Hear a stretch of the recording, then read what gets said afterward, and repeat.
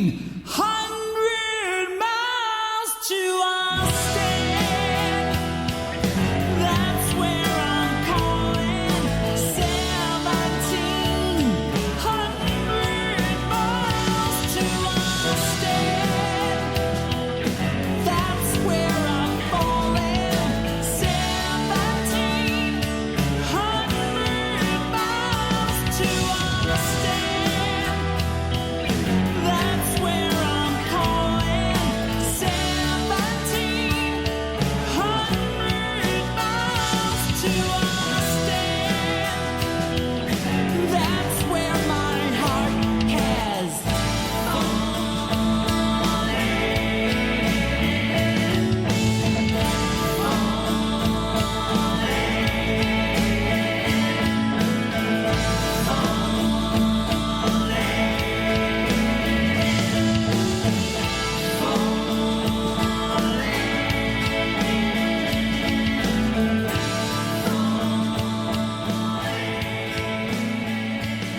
Larry Pascale right here on the David Bowers Awards, and we thank him so much for dropping by.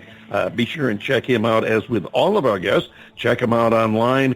Drop him a line, talk to him, tell him what you like, don't like, what you want to hear from them, and, ask for an autograph, whatever it is that floats your boat. By all means, they'd love to hear from you, and we'd love to know that you're following our guests. Let us know, too, what you like and don't like, who you'd like to hear on the show, especially if you have an artist that you think deserves a shot, and we should, feature their music or even have them on as a guest. Don't hesitate to drop us a line and tell us about it. You can address us.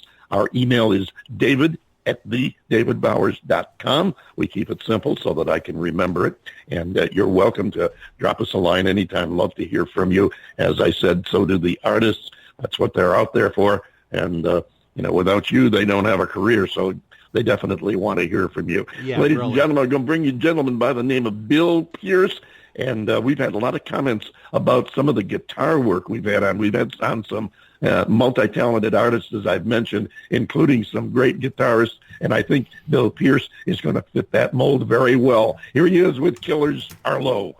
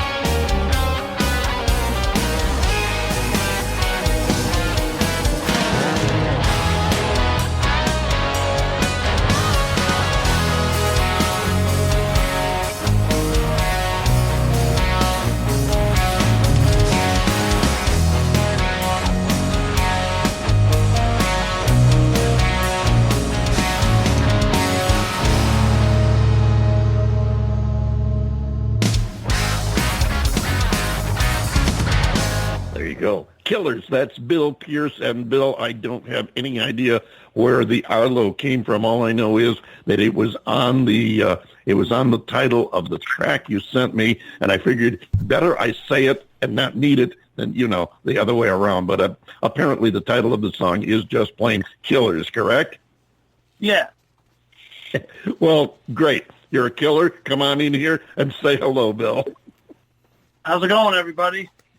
It's going, my friend, and glad to have you here with us. Welcome aboard, and some great guitar work there. Thank you. That song still isn't released yet because we were supposed to release in March, and the COVID thing kind of put the kibosh on the release and the small tour and whatnot. So most of the people on your station, those are the first people that have heard it, period, outside of the engineers and the band and, and family and friends and people that have seen me play stuff live. Yeah. So, and the reason I said Arlo on there is because he is my mastering engineer. So that was his mastered version. That's how his name got on there. Well, hey, listen, he gets a plug on worldwide internet. Arlo, Nice job, Arlo, and thank you very much. We're very proud and pleased to be able to debut that to the world. It's a great cut, and you do some great guitar work on there. I'm really impressed, and glad we were able to get you to come and be on the show. You've got quite a history, quite a thing going. You're from a little place up in Maine, just southeast of Bangor, and the stuff you do and have accomplished from a place that a lot of people have probably never heard of is really amazing. You're, according to the notes and everything that I have, let's see, a guitarist, singer, songwriter, composer, teacher, live performer, and that's in addition to being well known in the guitar community and extensive experience playing around New England and God knows what else. Tell us a little bit about Bill Pierce. Well, the what else is I was a classical violinist from age 7 to 14, right? And so when I started playing guitar, first thing I thought of was I've done some classical music, so I think I want to check out this jazz thing. So I got a 2-year degree from the University of Maine in Augusta, and that was in the end of the 80s, probably 86, 87. And back then they had one of the best faculties on the planet for jazz guys. And so that kind of diversified me a little bit. And then a lot of what happened to me was I spent a year at GIT out in Hollywood, California. And that was where a lot of the growth for me happened in that 1 year, pretty much. Because when I came back, there's actually videos floating around that were just released by the drummer of a band I was in out there back in 88, 89. And I was surprised at how good my playing was on it for being such a young guy, And so, yeah, so a lot of work, though, and that's the thing about being a musician. A lot of people think about being a musician or playing an instrument that, you have to really love it. The passion is what drives the hours of working at it. I don't really work at it. It's fun for me.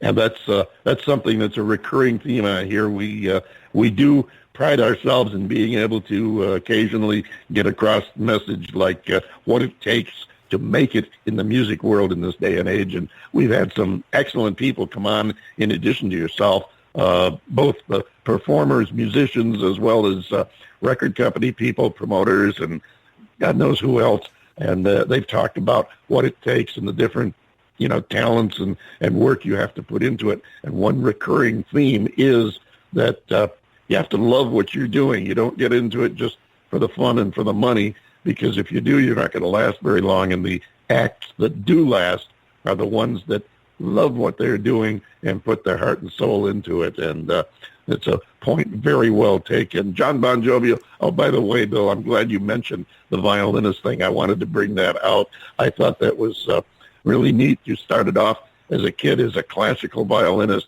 and look what you've turned into today. John Bon Jovi, what do you got? I know you want to get a question in. Well, yeah, I just, first of all, Bill, welcome. We are just absolutely thrilled to have you here. My question, though, is the whole classical violin thing. is first of all, is this something that you still do, and with some frequency? And then, how did you come about making the transition from playing the classical violin to a jazz rock guitar with a nice fuzz tone to it?